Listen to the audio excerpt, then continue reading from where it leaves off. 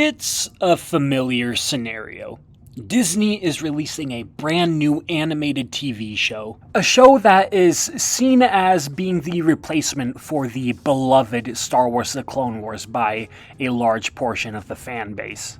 You've got new merchandise being put out by the major toy brands, and when it finally does come out, it is not very well received. It's considered too juvenile and too bland, and it just doesn't live up to the Clone Wars. So you stop seeing as much merchandise, and a lot of it ends up on discount. But for those who decided to just stick it out and watch the show through to the end, they were treated to some very excellent Star Wars. The fan reception to these two projects almost seems like a copy and paste of itself, doesn't it? Upon your first glance, it seems like the only real difference between these two is that Star Wars Rebels was 10 years ago, and we've had time to see the fandom come around on this show. 10 years ago, only the most die-hard Star Wars fans even knew who Thrawn was. But now, he is a very well-known fan favorite. 10 years ago, not really anybody cared about the Ghost crew. But nowadays, and a quick spoiler warning here, this is ranked as one of the saddest scenes in all of Star Wars. Truly. 10 years ago was a very different time. And that's part of the problem with comparing Rebels to Bad Batch, isn't it? 10 years ago was a very different time. Back when Rebels was first coming out, Star Wars was in a much better place. The pervasive prequel hate from the early 2000s was continuing to die down as the kids who grew up with these films, grew up. Disney had just purchased the franchise, and there was a lot of excitement and high hope for the new Star Wars film about to come out. Some of the later seasons of Rebels managed to ride on the coattails of the phenomenal Rogue One: A Star Wars Story. And while Season 4 only finished airing after this train wreck, it still finished airing before this train wreck.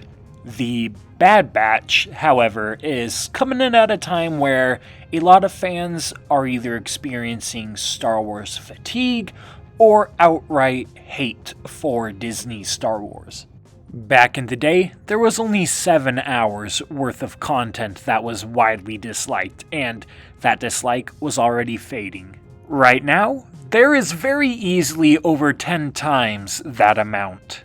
And the disappointment is still very much fresh in people's minds. Plus, Star Wars Rebels had another very major factor going for it. That being that, back in the day, kids were not as terminally online as they are now. And so, they were able to form their own opinions isolated from the internet. So any positive opinions about Star Wars Rebels were much easier to carry into adulthood, where they have kind of stabilized. That is a very stark contrast to kids nowadays, who are very much online and whose more impressionable minds are being constantly bombarded by the opinions of complete strangers. I've actually made a whole other video on this exact topic where I go into more depth. If you're interested, I'll put it up on the end screen.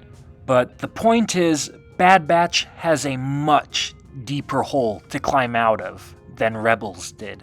And while I personally would say that Bad Batch was a better quality than the Rebels show, I'm not sure if that slight edge in storytelling will be enough. And so while I hope that I am wrong, I'm somewhat inclined to say that Bad Batch might just never make it to that level of respect that it deserves.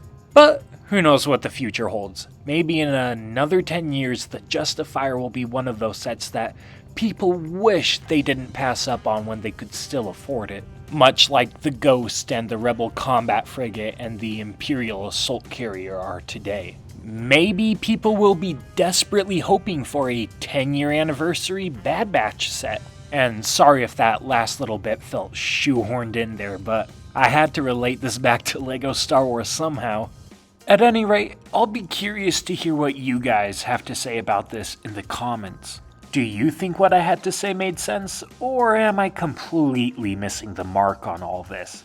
Will the Bad Batch fade into obscurity, or will the Havoc Marauder become a fan favorite ship just like the Ghost did? Will it ever get a chance to shine, or will the hate surrounding Disney Star Wars keep it buried? At any rate, thanks for watching, and be sure to check out some stuff on the end screen right now. I come out with new stuff all the time, so you might want to subscribe as well if you enjoyed this video.